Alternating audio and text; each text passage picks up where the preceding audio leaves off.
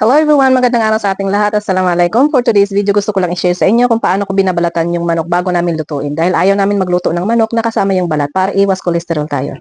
At ito, panoorin natin.